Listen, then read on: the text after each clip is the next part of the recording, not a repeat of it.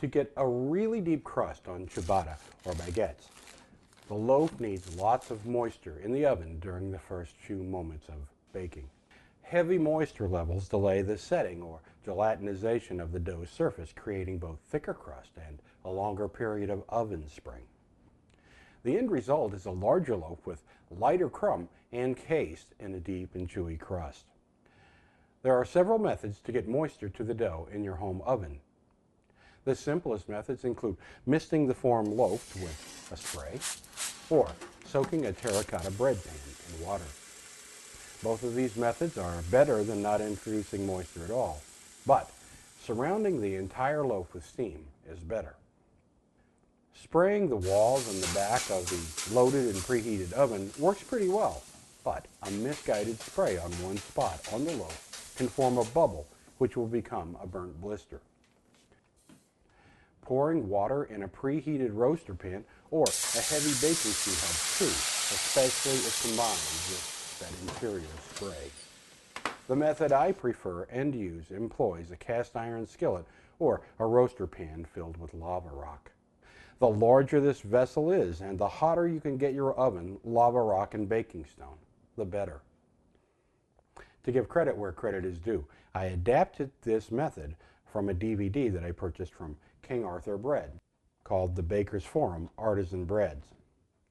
It features Mike Jaminski explaining some wet dough kneading methods that I think you'll find very interesting. I'd recommend this DVD.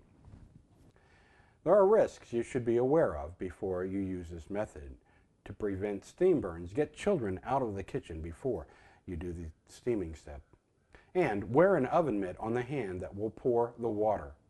The glass in your oven door is at risk for cracking if cold water hits the hot oven door.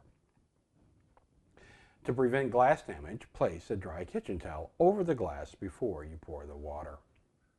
The best way to have confidence in creating steam is to practice the procedure before you find yourself with a preheated oven and a perfectly proofed loaf of bread waiting on the peel.